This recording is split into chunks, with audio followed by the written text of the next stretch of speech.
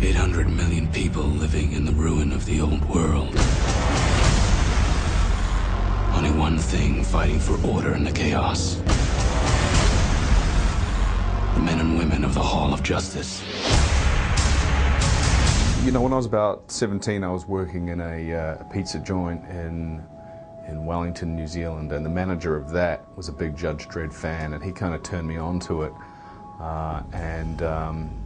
You know, and I was reading it for years. So when the opportunity arose to become part of this, you know, I had very strong views about how it should be done and how it shouldn't be done.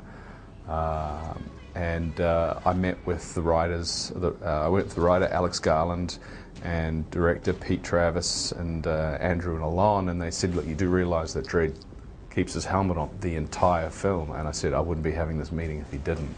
So, you know, we were all on the same page right from the get-go. You know, as a long-term fan of the comic, I wanted it to be recognisably Dredd. And if you've ever read a Judge Dredd comic, then, you know, that scowl, that perpetual scowl that is on his face never really leaves. So, you know, this is my interpretation of what that would be. It's certainly a challenge, you know. The eyes are a huge tool for an actor, and to take those away, then you have to start to think about what else you have available to help tell the story. And so, you know, elements like the voice becomes very important, you know, your body language, how you move, and it really is amazing how much comes through without the eyes.